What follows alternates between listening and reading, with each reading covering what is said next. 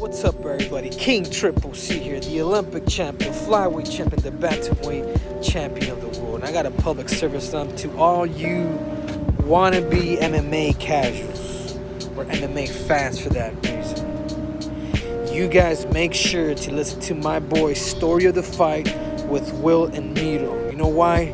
Because Triple C said so. And if you don't, you can do me a favor and you can bend the knee to King Triple C 2.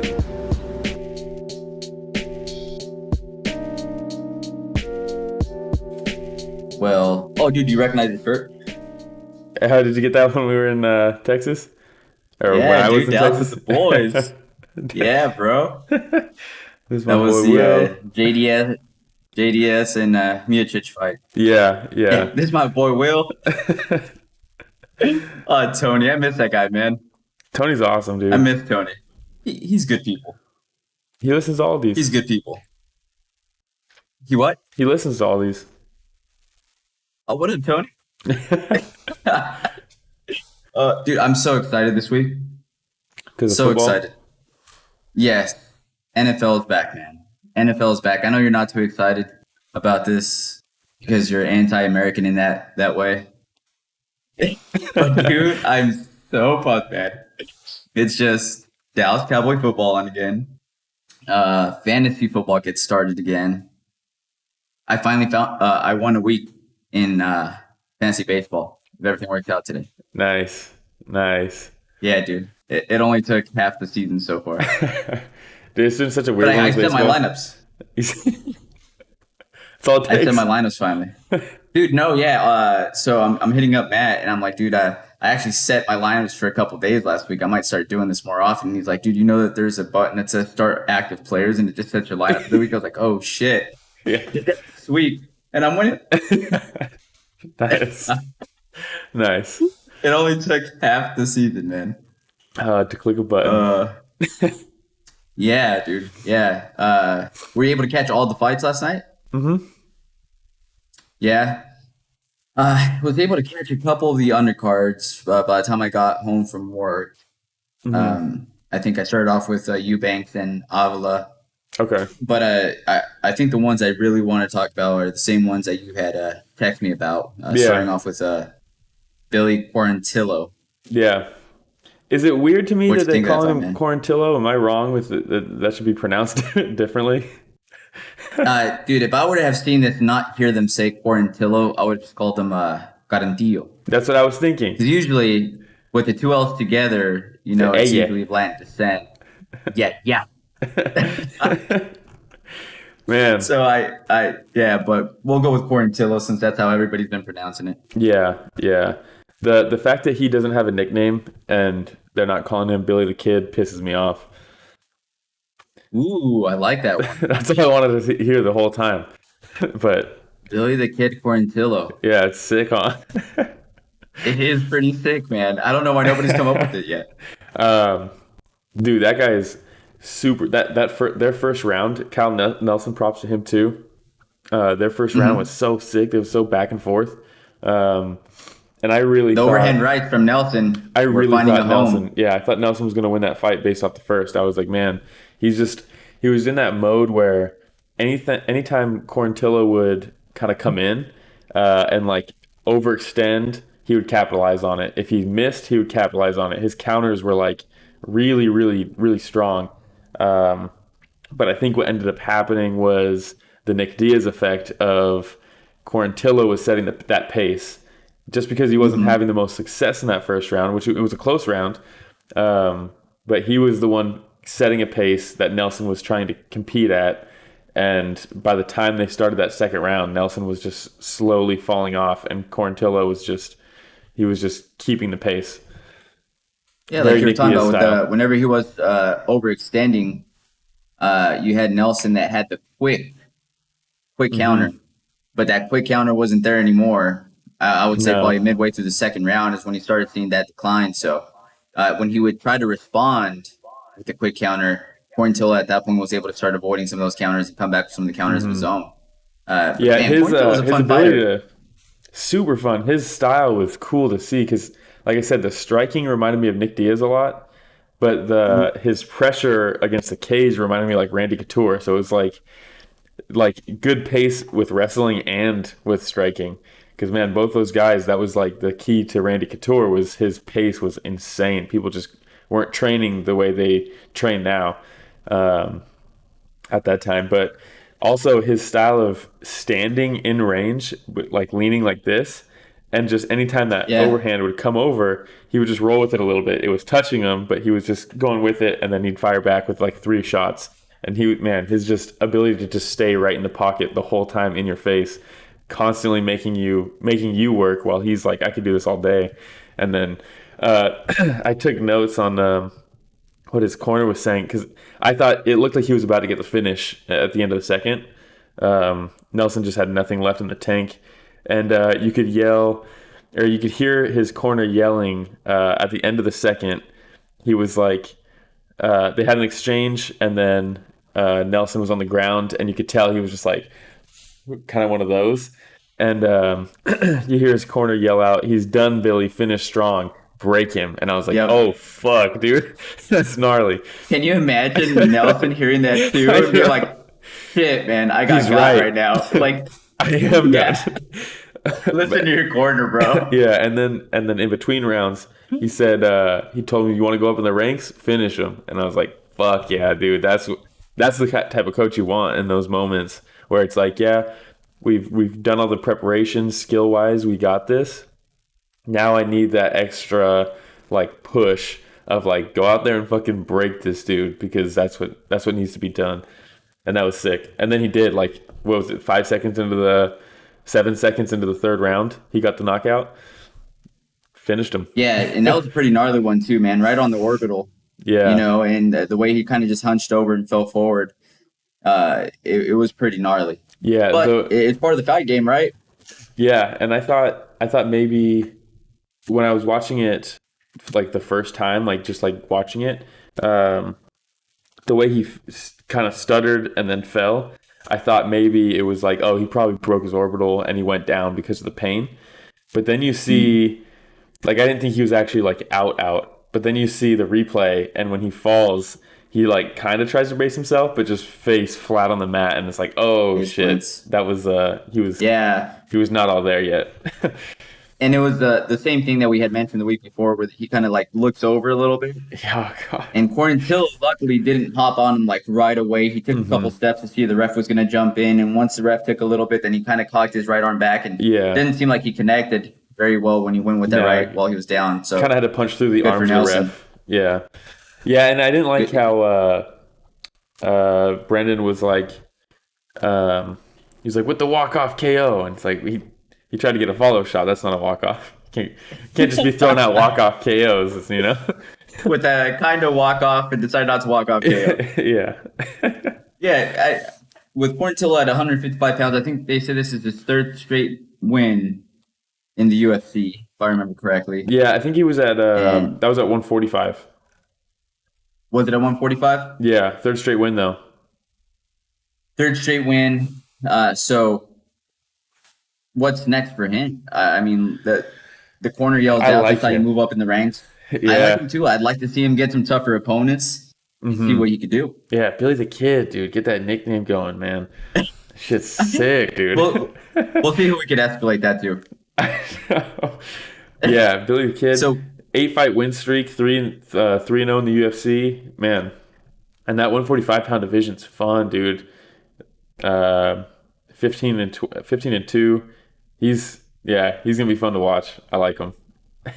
For sure. Like you said, this is one of those cards. Again, we've had these cards back to back to back now where star power might not be there, big names aren't there, but you're getting these performances. And we'll talk about the main event, but I know a lot of people were shitting on this main event. But when they signed this fight, I was like, that's a banger, dude. That's a fun fight. And everyone was talking shit. Yeah, maybe on paper, not the greatest main event, but a lot of deliveries in this card. No, absolutely. And we continue saying we just got to continue watching these types of cards, because this is when you're going to remember when you saw Billy the Kid nickname originate, you know, and yeah, there you go. We'll escalate to somebody. So this next fight with Bobby Green, this is your boy. This is my boy. Versus Alan Patrick. Yeah, this is one of those names where you think on paper it's Alan Patrick, but it's Alan Patrick. But no. Yeah. The sneaky one. The sneaky Man. ones for sure. Bobby Green, and also I don't know. This is last week was our second video where we didn't pick a story of the fight. So Shit. yeah, we're lax on that. Shit. But if there's one for tonight, We're last. yeah, if there's one for last night, then it's this one for me. This is my pick. Sweet. No surprise, probably. I know you're high. I know you're high on Green, man. You have always been for a while. I always have been. He's always been such a favorite of mine, and it's so cool to see him finally really starting to put everything together, mentality wise, training wise, skill wise. He's always been, in my opinion, a top tier fighter. It's just there's some connective tissue there that's not like allowing him to put it all together. But man, that's his third fight in 3 months.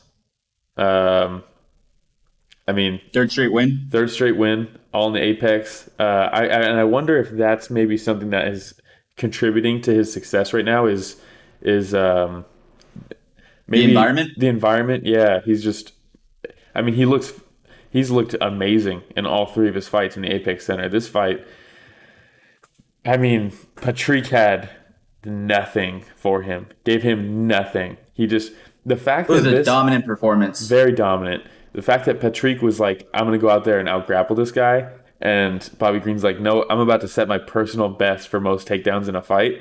Like, I did not expect that. And then his head movement. His takedown defense, man. Takedown defense was great. He had some great throws in there that I did not expect to see from Bobby Green, but goddamn, he did it. And then his striking, man, his ability to just stay calm in the fire and just slip, bam. And he just was putting it all together. And what pisses me off, and we've talked about it like a million times, and everybody talks about it all the time, but how the hell are you going to score that 30-27? All judges scored at 30-27. There definitely should have been at least one 10-8 round in there. All three rounds should have been 10-8 rounds. How are you going to call the Quarantillo versus Nelson first round? How is that a 10-9? How is that scored the same as every round of the Bobby Green fight, where he completely dominated every aspect of the fight? That pisses me off. But yeah, and with Alan Patrick, I think they said that he had been away from fighting for a couple of years. Yeah, maybe some ring rust in there, and you could see when he was trying to take down your boy Green over there, it was really forced, no setup or anything like that. You kind of just bum rush him, try to close the distance. And then get him up against the cage. Mm-hmm. So he made it easier for Green too. But what I was really impressed about is the fact that everybody's talking about Alan Patrick, not Alan Patrick. Yeah. His jiu-jitsu, the fact that he's a black belt, Jacare with Jacare Souza. Yeah. And Green said, it's all good, man. I'll take you down, and I won't try to stand back up. There was a couple times where Patrick tried to get some sneaky submissions in. Mm-hmm. I think like when he snuck in an arm bar, mm-hmm. and the way that you saw Green just step over it really quick. So Green showed, that he's got a lot more than just a stand-up game, and I love this fight for Green, not for Patrick. This whole like situation with COVID and stuff, and all the no fans and fighting in the Apex Center, and you're seeing a lot of guys have quick turnarounds on fights, and they're being very active, and that's something that Bobby Green has always that's been the bummer, is he's not very active. But the fact that he's fought 3 times, 3-0 in the Apex Center during all this, man, what a showcase! I wouldn't be surprised to see him back in there in another month, maybe, because he really didn't take very much damage at all. Took 0 damage. He got hit like 5 or 6 times the whole fight. I mean, let's get him in there one more time before 2020 is over. Yeah, they talked about it in the post-fight press conference. We'll escalate it. Yeah, I'll go talk to somebody. But we'll escalate this one too. Yeah, he talked about it in his post-fight conference. They were like, hey, I mean, is this something that you want to do? Just like 1 month on, 1 month off, 1 month on? And he was like, you know what? I don't really care. My manager knows not to call me unless it's a real offer, because I'll just say yes. And they were talking about maybe November, December if he wants to fight again. And he was like, yeah, I mean, I'm not going to rule anything out. So we might see him again. I know the UFC loves that type of mentality, Maybe we'll start seeing him get double booked. Who knows? I know. Did you see? Did you see the post fight interview though? With Green? Is Hmm. this one where he mentioned the fact that somebody just got killed and we're over here trying to talk about the fights? He's like, man, I can't even focus right now. Somebody just got killed for protesting. Yeah, I mean, he walked out of the interview.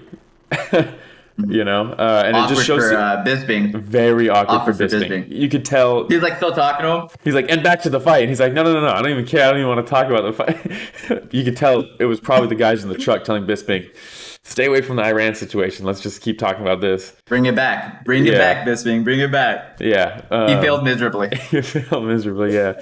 And it just goes to show, man, like, not only do we get a spectacle, or not a spectacle, but a spectacle when he fights, and it's something to watch when he fights. But even outside of the fight, Bobby Green's character is just. I mean, you saw with his last fight, he's talking about being in foster care and talking about his coach, how he calls his coach dad and all this stuff. Like Dad. that's his real dad, and See, like, Trump tweeted about that. did he really? Yeah, Trump tweeted about that, and then Green tweeted like Trump's reaction was like, "Man, I'm shocked just to even get a reaction from the president or something like that." And talking about just like the love between a black person and a white person, and like Yeah. you try to build it up. Which I mean, just the fact that the president would even, no matter what you think about Trump, the fact that he would bring something like that and give Green a spotlight was pretty cool. Yeah, and it just goes to show you the type of character that Bobby Green is, to be honest. And speaking of Trump, like regardless of what you think about him, like he's involved in this story with Naveed Afkari because I don't know if you guys, well, most people probably saw it. Dana posted that video pleading with Iran to not execute this guy, and Dana even said he's like, hey, this guy on any day of the week, this guy could have been one of my fighters and still can be one of my fighters. So like, why would I not try everything I can? And Dana said he talked to Trump about it, and Trump was like, "Yeah, I'll see what I can do." Well, Called him. Yeah, called him. So, I mean, That's a flex, by the way, by Dana too. And he's like, Oh, "Yeah, yeah. call the president." yeah, get the Major president involved flex. with this. Yeah, did not Yeah. pan out. It's a bummer. Yeah, unfortunately. And Green was disappointed in his performance. And he said he just never felt like he was in the fight because they showed that the message about how they did execute him. They showed it right before his fight, so he saw that, and you could tell he's somebody who has been around death before, and not just like people dying of old age or disease, but like people being killed. And you could see that it really affects him. And him getting emotional like that in the post-fight interview and walking out of it, he elaborated on it a little bit more in the post-fight press conference where he gets a little bit more time. He said it just like really put him in a funk, and he just couldn't stop thinking about that during the whole fight. And it's a sad story, man. It just sucks just to see stuff like that. And we have all these protests here right now, which is, and in my opinion, is a good thing. Like that's something that we should. I mean, in my opinion, ever since I've paid attention, there's always been something going on that is worth protesting about. We just haven't necessarily been doing it. So it's a nice reminder that it's not perfect here, but at least we're not getting fucking executed for protesting, man. Crazy. And that's a great point.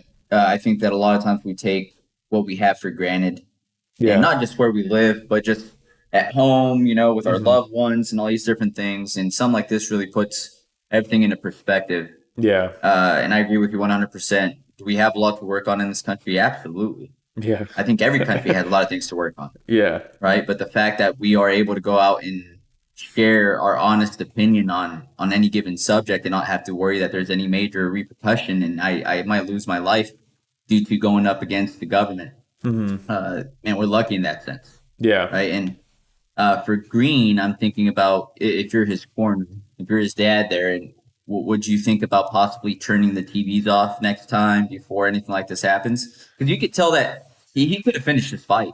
Yeah. I really think he could have finished this fight. Yeah. But something was holding him back. I think I don't even know if you do that, because if anything, a takeaway, if I'm a head trainer of Bobby Green, a takeaway is that something that affects him so deeply, and he was and it took its toll on him. He was still able to perform and get a win. So if anything, this shows me that, yeah, while it did affect him and he was thinking about it, he still had the mental fortitude to actually go out there and perform and win in a dominating fight. So yeah, he can talk about how he wasn't impressed with his performance and all this stuff, but I was still impressed with it. And if that was him, not even mentally there, that's him not mentally there. Fuck, dude, that's a good place to be. If you can perform like that when you're not mentally there, I mean, we've seen him put it together in his last fight when he is mentally there. You know. The thing I think about though is that this was against Milan Patrick, True. who had been out of the octagon for 2 years. Put him up against a tougher opponent. I'm not saying it would have been a different outcome, but I think that he might have run into more issues, more problems. So I'm just thinking case by case basis. If there is something like that you're concerned about Green seeing, you have seen that there are things that can cause somewhat of a distraction mentally for him. Would you want to just avoid that completely and say, all right, this time while warming up, TV goes off, we just focus on the now. We just focus on what's going on right now around you. You focus about who's helping you warm up, who's helping you train, who's going on that walkout with you, and who's going to be standing on the other side of that octagon with you, and block all the other noise out. As soon as you're done, walk back into the locker room, turn that sucker on if you want to, and go from there. Yeah, the only I definitely see that, and that's something definitely to explore. The only thing about that for me is once you start down that path, you're now creating a precedent for a fighter that is, I need it to be like this. I need no outside distractions. And then, God forbid, something does come in. Now we're almost like coddled in a sense, and it could be even more distracting now if something does slip in, because you can't control everything. But as soon as you start really trying to and creating a vacuum back in the locker room, that might later on down the road lead to a more distracting thing happening, if that makes sense. That's a good point. And I mean, at the end of the day, his dad, his trainer, knows him better than anybody. Yeah. Right. So I'm sure they'll do whatever they can to help him out and make sure that he's prepped for all these fights, and that when he goes into the fights, that he has minimal distraction. Yeah. So.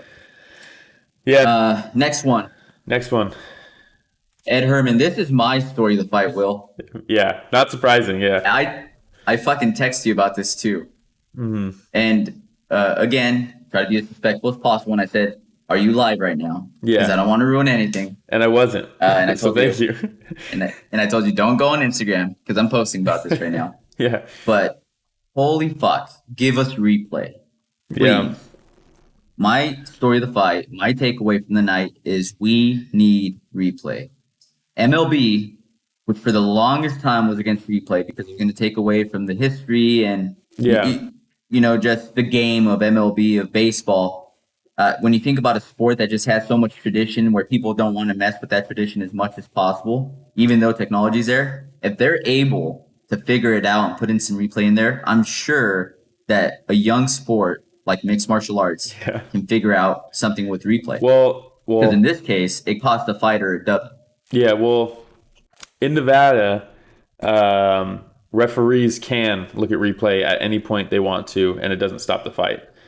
So that it's 100% on the ref for not even attempting to look at the replay. The difference. Well, Brandon said that if he looked at the replay, it'd be fight over. So he was That's wrong. What Brandon said last he was night. wrong about that.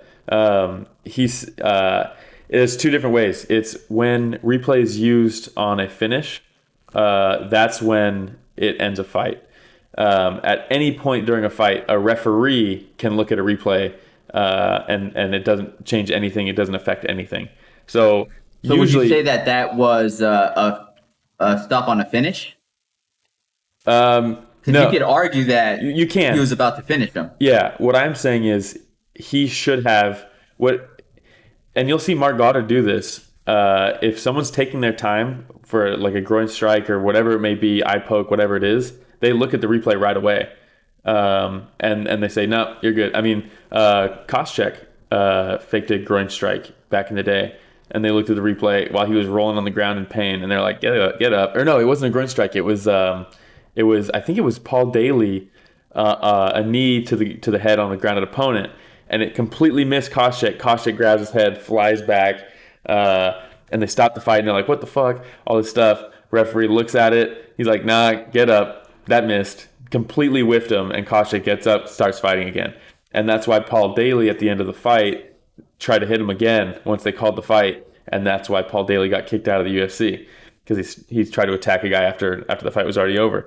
But so it's the problem. Here's the deal. So if he checked the replay and said, "Hey, that's not a groin strike. Get up. We're continuing to fight," that's okay. That can continue happening. If he checks the replay and says, "Nope, that wasn't a groin strike. That's a finish," that's when they end up calling the fight. So it's on the ref there to actually navigate that. And was it Tyone? Well, and I guess the biggest takeaway, yeah, it was Tyone, would be then use it. Yeah. If it's available to you, use it. And I don't know if we're running into an issue with egos, where these referees don't want to, admit that they made a bang call and that it was the incorrect call. I don't know what it is, but it's uber frustrating as a fan. I can only imagine how frustrating it could be as a fighter. For Slow Mike, I can only imagine going through, looking at the replays, as soon as he went into the locker room, talking to everybody, and everybody saying, "Man, it wasn't a groin strike," and for him to say, "I know it wasn't a groin strike." And, props to Dana and the UFC for still giving him his win money, too, so he got show and win money. But, man, Tyone just fucked that fight up royally. Yeah, he really did. And there's so many things to talk about with this fight. There's so many different things, because as shitty as it is for Ed Herman to milk it like that, a liver strike, which is where that knee landed, your whole downstairs is fucked up. It's not just like, ooh, this one organ. It's all of this. So if I'm hit there and everything's fucked up, because it shut down on him. When you have that shutdown, he sits down. That's how you know it wasn't just, "Oh, that really hurts right here." That's my organs are fucking failing for a sec. So he goes down. Ref says, groin strike, stop the fight. If I'm at Herman, I'm like, fuck, maybe it was, dude, because everything down there is fucked up right now. So I get you're giving him a lot of credit, I guess, because I'm on the opposite end, and I see that side too. And I don't know which side is true, but I'm saying I do see a reality where he could have actually thought it was a groin strike. I'm not saying that I completely defend what he did. I'm just saying let's throw that out there as a possibility, and not just like fully shit on the guy. Because also the other thing to talk about is props to him for getting that submission in a fight where he's getting fucked up. He wasn't gifted the submission, so. There's so many different things going on with this fight. He worked the Kimura end at the end. Yeah. And it was beautiful execution. When he swept him, he held on to it in the way that he was able to get himself in a position to get the leg over the head and really be able to crank that arm. You could just see the pain. Once that leg's over the head, yeah. It's game over. And you could see the pain in Rodriguez's face, and I knew it was just it was the beginning of the end there. But man, for me, I've been hitting the balls before, Will. Yeah. Really, really hard. And the first thing that happens is you get a shooting pain up your stomach. Yeah. And you're like, why does my stomach hurt so bad right now when I just got hit in the nuts? Right? So for Ed, like, I get what you're saying, where at one point you might say, like, did I get hit in the nuts? But even in jiu-jitsu, just rolling jiu-jitsu, I've gotten hit in the nuts before. Yeah. And I could tell, shit, I just got hit in the nuts. Yeah, but versus on the flip side, have you been hit in the liver and it shuts down your whole system? No, but my point is that I've never gotten hit in the nuts and it shuts down my whole system. That's what I'm saying. Where if I got hit in the liver, I'd be able to say, this is something different. Yeah. I've never experienced that before, right? Where if I get hit in the nuts, I could say, I know that pain. That's from getting hit in the nuts. Yeah. My balls just got struck, you know? So, I know you want to give him the benefit of the doubt. I'm not even saying I give him the benefit of the doubt. I'm just saying there is a reality where, because my personal opinion is he milked the shit out of that. But he absolutely milked the shit out of it. Yeah, but I am saying there is a reality in which he may have been like, he said it was a nut shot. My whole downstairs is fucking hurting right now. It does feel like when you get hit in the nuts. So there is a reality where he could have been like, you know what? Yeah, I got hit in the nuts. I don't know what fucking dimension You're speaking of this in this reality. You're being a nice guy. Dude, when you get hit in the liver like that, it that same sinking feeling in your stomach, it's the same feeling. It feels the same. So, I mean, in the chaos of fighting, and all of a sudden you have that feeling in your stomach, and the ref tells you got hit in the nuts. I understand that. To go off of is just what the fighters say, right? Like, Yeah. I remember hearing Oscar De La Hoya when he got hit by Bernard Hopkins in the liver when he said, "My entire body shut down." Mm-hmm. Not once have I heard anybody describe it as, it feels just like when you get hit in the nuts, Yeah. but worse. You know, so you're right. I haven't gotten hit in the liver. All I have to go off of is just what fighters have said when they got hit in the nuts. And I mean, I just putting two and two together, I guess. Yeah. I don't see how Herman would have mistaken that for getting hit in the nuts. And for him, if he milked it, he saw it as an opportunity maybe to take a breather for that, for his body to start firing on all cylinders again. And if the ref gave him the opportunity, the ref gave him the opportunity. But for me, I've always said it's not about what you do when people are looking. It's about what you do when people aren't looking. In this case, for Herman, man, I think back to Smith against John Jones. I was about to bring that up. Yeah, dude takes an illegal blow to the head where it was legitimate, and he says, "Could have walked away with the belt. I'm good.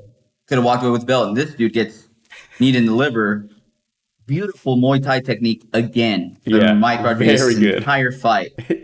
And you had Bisping talking about like Herman's from Team Quest. They're the ones that really kind of started, grinding you up against the cage and working that dirty boxing, and then he'd get him up against the cage and he'd try to get Rodriguez in the Muay Thai clinch, and Rodriguez like, no.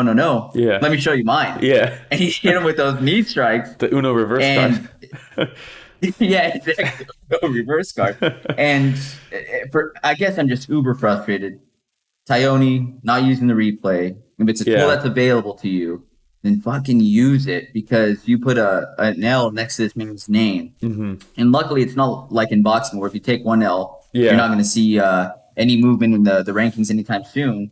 And it's especially cool that somebody like Dana White would say, in my mind, this guy won that fight. He's getting his win money, so at least he didn't lose out on his purse. But we'll see what that does for him in the rankings and future fights that he gets. Well, this is what pisses me off about Dana giving him the win money. He should have given him the win money. But what pisses me off about it is now we have a precedent of the boss can give you the win money if he thinks you won, which it's so two-sided, and it's just shitty of the UFC to continue with this show win money model, because now there's a few things I want to touch on with this fight, because if I'm at Herman and I just got my body shut down, the ref's giving me up to 5 minutes to potentially regather myself, and I can come back at full 100% and potentially win this fight, I'm going to take that. The reason I'm going to take that is because if I don't and I lose right now, I lose half my paycheck. Then I'm not getting my win money. I lose half my paycheck. I'm going to do everything I can to get a win, because that's half of my fucking paycheck. But you know what you don't lose? You know what you don't lose? Your fucking dignity. True. But now this is where... So Dana is now saying, so when a ref makes a mistake and you lose out on half your paycheck, I'm going to give you it anyways. So now, what about when the judges make a mistake and you lose half your money? We're not going to honor that. So it sets this precedent where we're picking and choosing, where it's stupid, because the whole point of fighting, the best thing about fighting, is it's only you in there against another person. And anytime anybody else sticks their hands in and they fuck it up as a referee or a judge or anything like that, you're diluting the purity of fighting, and you're taking away opportunity from somebody. And it's fucked up when they're fighting with show money versus win money, because fighting to its core, it's about what you can do as a human being, and it's up to you to get that fight money or the show money or the win money. It's only on you.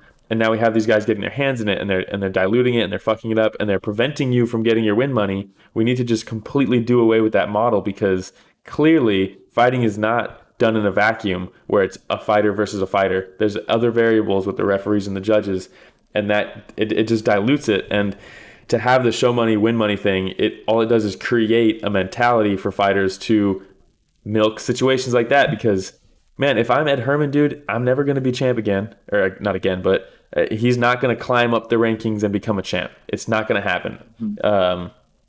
And fighting is a short-lived career. I don't know what his business opportunities are outside of the UFC, but he's been a veteran for a long time now. I doubt he's making the most money in the UFC. He might say, I have a few fights a year. This is the only way I'm making my money. I can't do this for the rest of my life.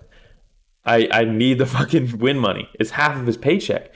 So it just pisses me off that Dana's going to pick and choose now where, the referee fucked you on this decision or this fight. I'm going to give you the win money. And now there's other fighters who are like, what the fuck? How come, like Jose Aldo, Marlon Moraes, he gets a title shot? He didn't give Aldo. That's what I was going to mention right now. Yeah, he didn't give Aldo his win money.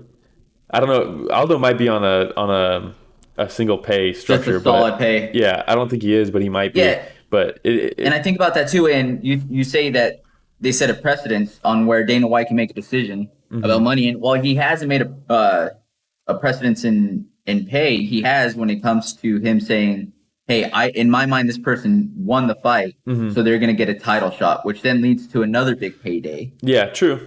So it might not be, your win money, but he has already set that precedence in the past. And the Jose Aldo versus Marlon Moraes is a perfect example. But that's different. It's different there because these are already established guys, and we're talking title shots. Right now, we're talking Ed Herman versus Slow Mike Rodriguez, where they're not. I mean, I don't think either of them are ranked at 205. This is not. We're going to get you a title shot after this. This is. I mean, I'm sure Mike Rodriguez is probably making anywhere from 40 to 60,000 if he wins the fight.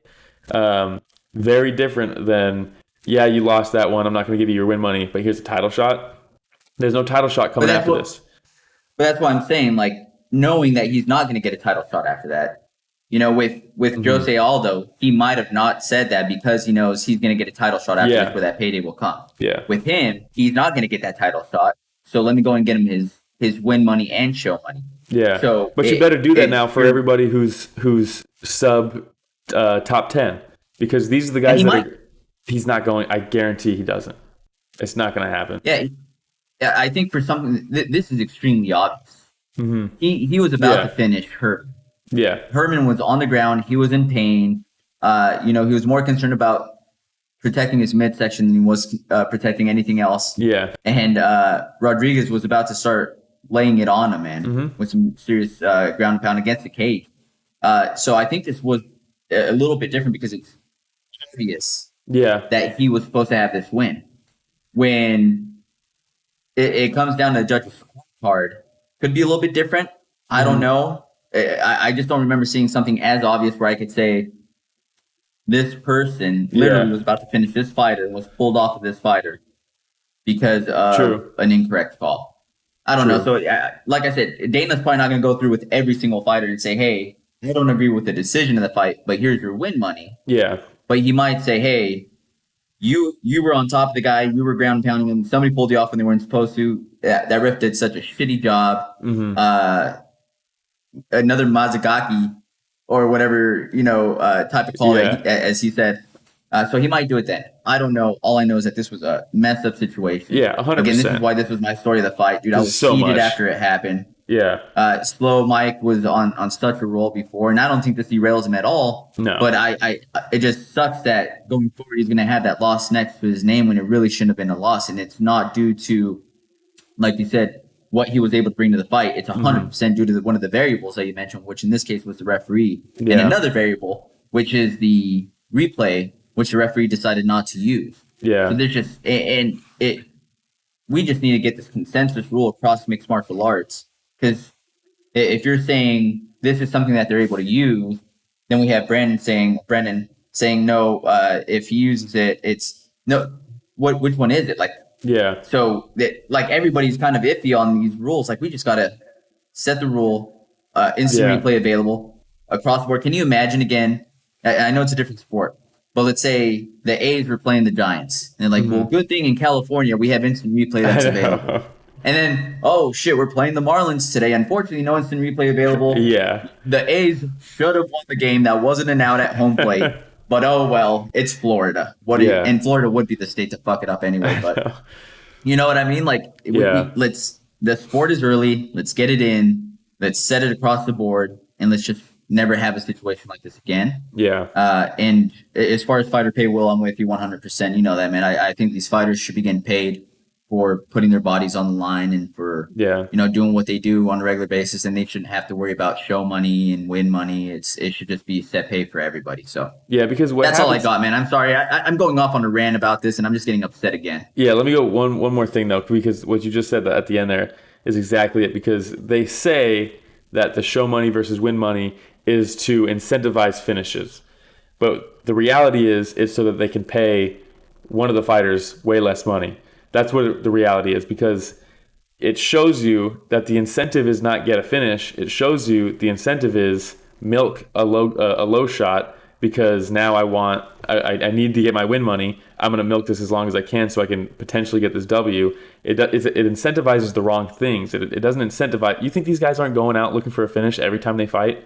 Get the fuck out of here. Yeah, and if they're not, they're not in the right sport. Yeah. That's at the least thing. not If the they're right in league. the UFC, Yeah. if they're in the UFC, that's because they're some of the best at what they do. Yeah. And I can't think of any fighter that starts off in the UFC thinking, I'm going to be a champion. I'll have some fun fights. Like everybody that goes in there probably thinks I have a shot at being a champion one day if I put in enough work, if I make the right decisions, if I eat healthy, like if I'm waking up at 5 a.m. while my opponent's waking up at 7 a.m., I'm going to have a slight advantage. Mm-hmm. Like everybody thinks they have a shot at the title. So if you're the UFC and you think that there's not enough incentive for these fighters already, then you might want to take a look at your scouting department. Well, it's all just because you're not bringing in the right guys. Yeah, it's just bullshit. The whole incentive to get finished is just bullshit. It's all it is yeah, we only want to pay one of the fighters the full purse. We want to pay if we can get away with. Why would you not want to get away with paying? So how many fights were there? There was 12 fights last night. Half of those fighters got half their paycheck. That saves the UFC a lot of money every card. That's the real reality of why it's show versus win money. Man. It's not about. That's a very good point. Yeah, it's not about incentive to win. You think these guys? I don't know. We can go on and on about it. You know what? You're right though. It sounds like shady practices on the UFC's end, right? Yeah. And that means that it's a perfect league for Ed Herman, that shady fucker who milked it. By the way, Ed Herman also a wrestling high school coach. So if I'm any judge for that high school team, just make sure you fucking pay extra attention to what they're doing because they're shady as hell. Yeah. All right. So this next fight, I'm Zatar versus Worthy. Yeah, Kama Worthy, man. I'm very exciting fighter, Kama Worthy.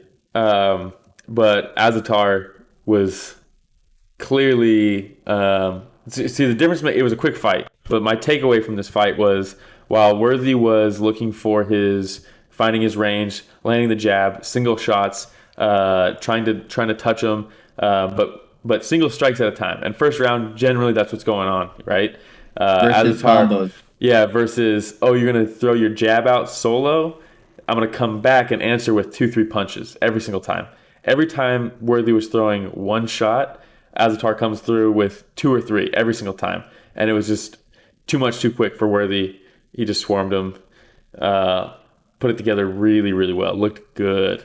13-0. That combo that took Worthy down was beautiful, man. I think he ended it with it was a left hook, right? And as soon as he connected, you just saw, the vibration in Worthy's head, and it was nasty. Yeah. And poor Worthy, you could see he was still out of it for a while afterwards, where he was kind of, pushing back against Herb Dean for stopping the fight. But like this? What do you mean? It's like you're not standing up straight. And then when he tries to walk through the stool, and you can see him kind of like stumble a little bit, I was like, man, poor guy got caught. He got caught. Still an exciting fighter. But man, Zatar is somebody that we're gonna have to watch going forward and pay close attention to, man. Yeah. That guy has a lot of power. Yeah, a lot of power, and to be able to in the first round come out like that, it's when there's levels to this that comes into play, right? John Jones opens up against Shogun with a flying kick. It's things like that where this guy is where some people have to get into their groove. This guy starts in his groove. That he's a step ahead of everybody, who doesn't start in their groove. You know what I mean? Yes, That's my sir. takeaway from that fight. Not a ton to talk about in that Yeah, fight, but I mean, it was so quick. yeah. And this next one, Angela Hill versus the karate hottie, Michelle Waterson. Yeah. This one has some I enjoy controversy this too. fight so much. It This has, does. I enjoy this fight so much, though. it was great.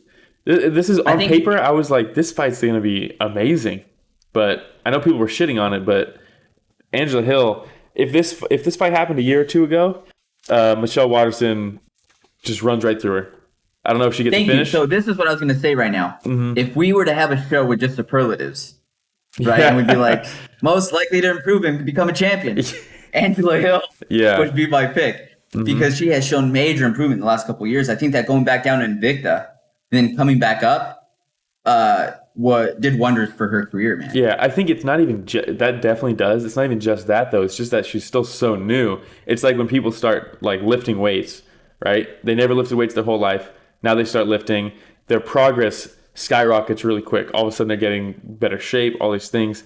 And then once they've been lifting for a while, that's when they kind of plateau and it's very slow gains from there. But that first few months of now I'm starting to lift more disciplined or more I can't think of the word, but more frequency. That's when you have giant jumps in your skill, or not skill, but muscles and stuff like that. But Angela Hill, she's still in that moment of she's still learning how to fight.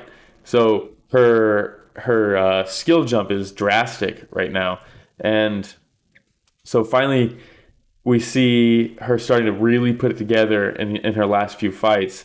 And man, that's why I was excited for this fight. This is a very good test for the striking of Angela Hill to see if she can hang in there with the best of them. Yeah. And man, what did you think about the decision? Because that's where the controversy is. I had Hill winning 1-1. I gave 3 rounds to 1 to Hill. And most people do. I watched the 5th round this morning because that's kind of the decider. I thought it was clearly 1 and 2 for Hill, 3 and 4 clearly for Waterson. 3 and 4 for Waterson. Yeah, the 5th round, rewatching it, and this is the thing. Everybody's talking about they pull up the fight stats of the striking numbers. Look, Hill outstruck her in rounds 1, 2, and 5. Yeah, you can't look at that shit. Does not matter. Not official. The striking numbers, they mean nothing to me. CompuBox striking numbers. Yeah, it's completely. It's just not real. If you were to actually take one of those pitch counters and watch a fight and really just detach yourself from emotion or who you want to win, stuff like that, and you go through and count them, you're going to get a different number than the striking numbers. You 100% every single time you will. Unless it's a one-punch knockout in the first round, you're going to get different numbers. And I think it's hard to gauge, too, like when they say significant strikes, it's like, okay, well, what do you consider a significant strike? Yeah. You know, because there might be a few strikes that really impacted the fight or impacted your opponent, but if they don't consider it a significant strike, that doesn't go up on the CompuBox. We need strikes, significant strikes, and very significant strikes. But watching the 5th round this morning, I give it to Waterson, man. Yeah. I really do. Have you rewatched it or no? I don't think that. No, and I'm going to go through and rewatch it. And I don't think that this was controversial, though. It is for a lot of people. I thought going in but I don't understand why, I guess. Yeah, okay, I see what you mean. When I go through and I look at the fight, right, I said 3 rounds to 1 Hill. But I thought if it goes to Waterson, I could see why they gave it to Waterson. I thought it was a very, very close fight. It was.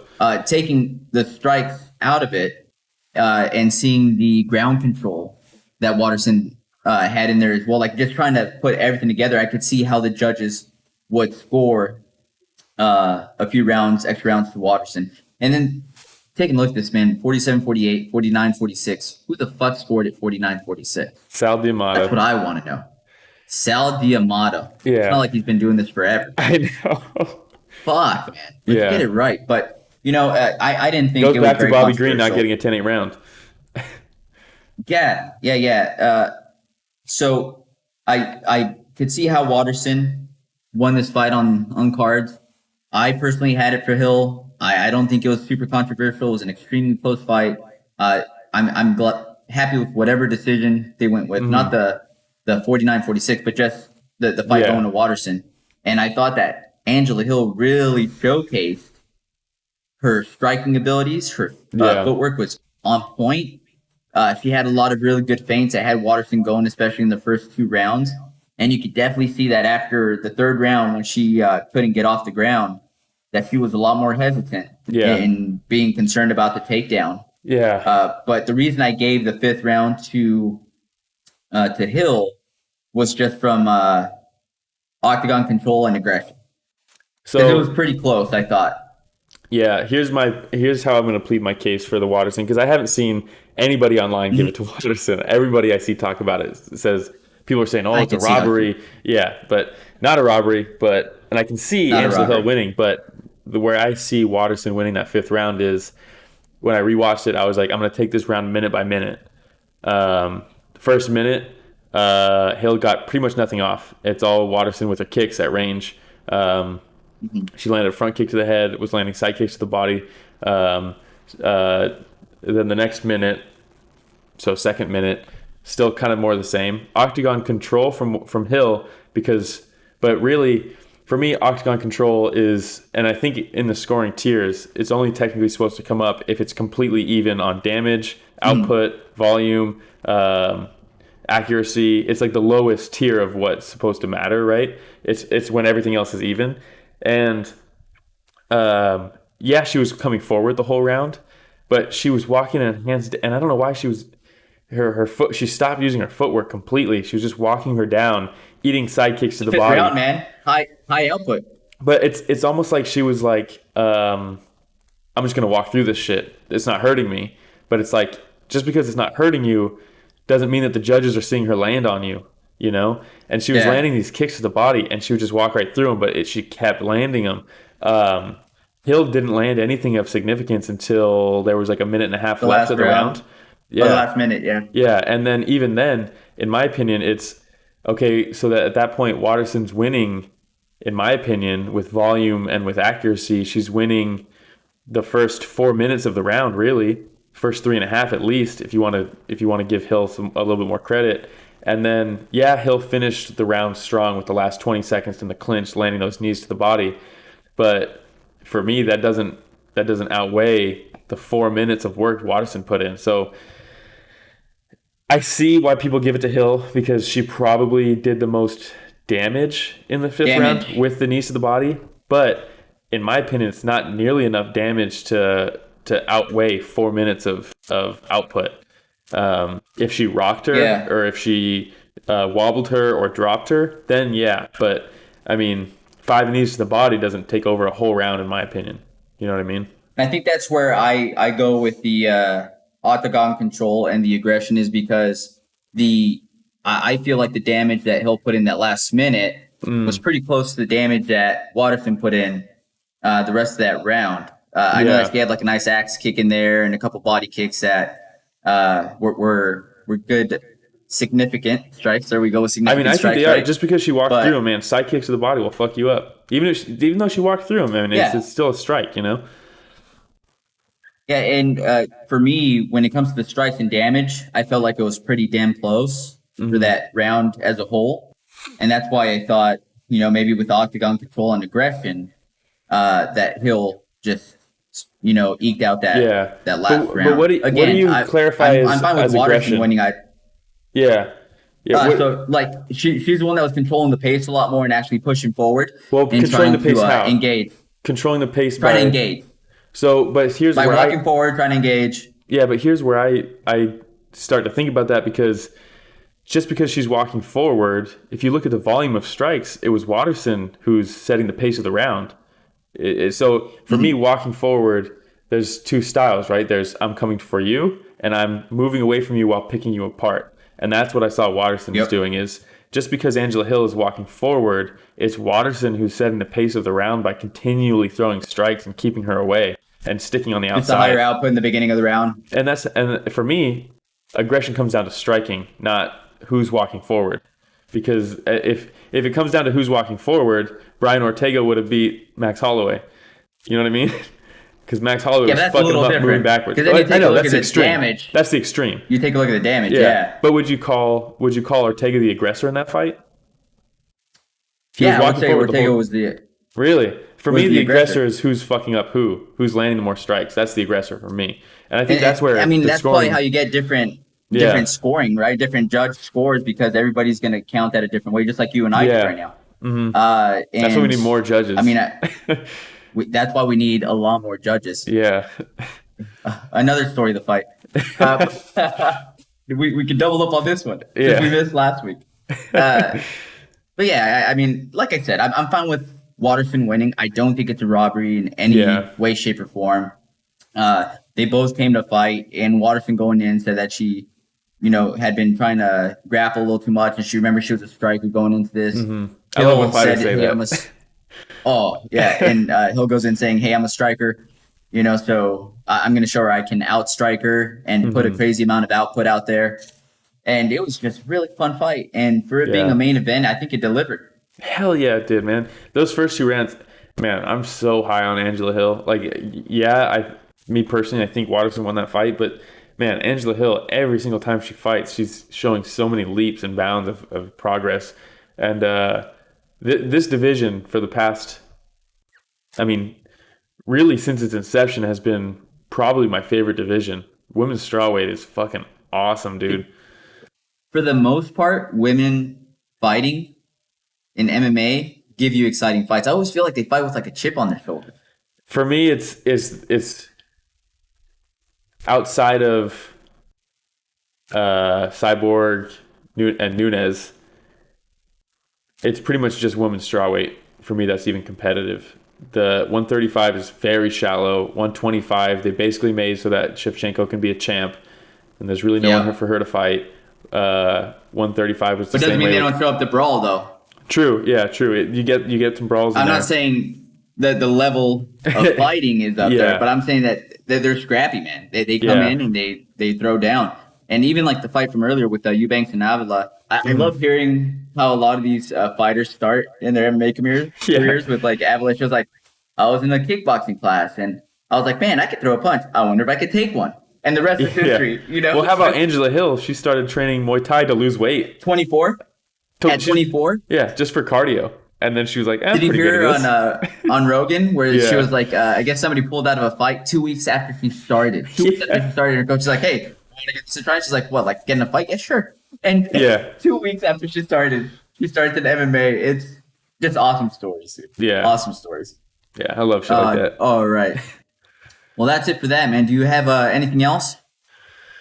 Not really, man. Just another one of those cards where you see potential stars emerging, like Azatar and Billy the Kid.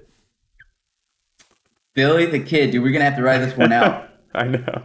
I just love that nickname. Yeah. And I'm right there with you. I'm upset that somebody hasn't already told him by now, like, hey, you should be Billy the Kid.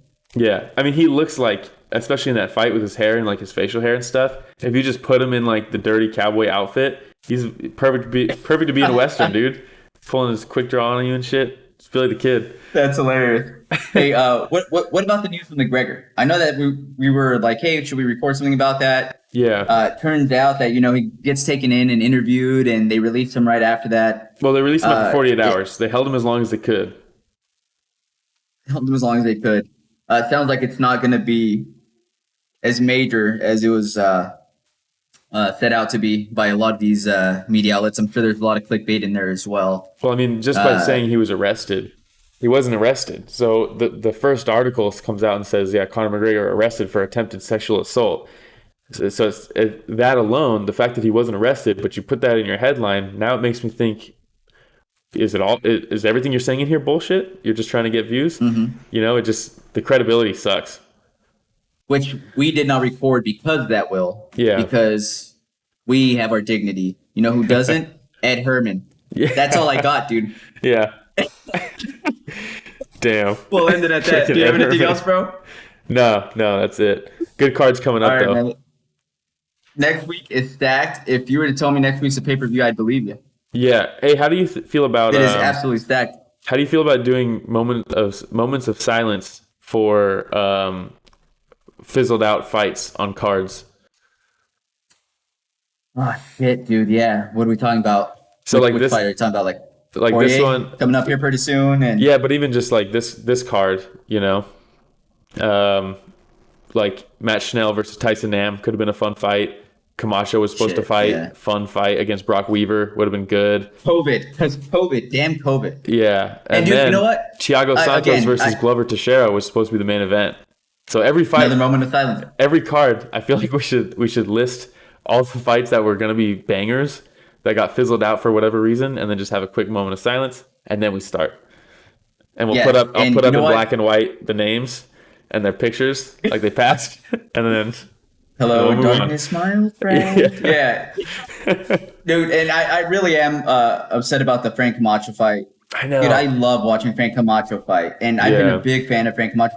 Did you ever watch that video that he posted on social media where he reps for some of the local fights, and it was some of the younger fighters, and one of the younger fighters gets dropped, and he's out of it. And when Frank ends the fight, the young fighter gets up and starts just swinging at Frank. Yeah. And the way that Frank embraced that kid, and like just told him like, dude, it's all good, man. You got caught. It's okay. It's okay. And ever since I saw that, I was like, dude, that looks like just a good dude, man. Because a lot of refs would just like, either try to, especially if you're a fighter, like that, like take him down and put him down in a tough position. Like he embraced that kid like he cared about him. Yeah. And for me, it said a lot about him and his character. And ever since then, I followed Frank Camacho on social media. He always seems to engage with his fans. And whenever he goes and fights, it's going to be a fun fight. 100%. He's going to come in. He's going to want to throw blows. I got to see him over here in Dallas when he fought. I believe it was for the Woodley and Till fight. He was on the undercard, so I was super excited to get to watch him live. Yeah. But I hope he's doing fine. He seems like he's doing fine on his latest social media posts. Yeah. He was saying that he feels healthy, strong. He's like, man, I could go fight right now if I had to. But I hope that he comes back very, very soon. I'm sure they'll put him on the card here in the next, few weeks once he's out of quarantine. Yeah. You know what? I'll tag Frank Camacho too. I'll tag him. I'll let him know, bro, you're quarantined. If you can give us 15, 20 minutes of your time, we'd love to have you on. It's not like you're doing anything else. Yeah. It'll be good for you. Awesome, man. It'll be good for you. Exactly. I'll let the time pass. Yeah. All right, man. Well, that's all I got. Will, you got anything else? Nope.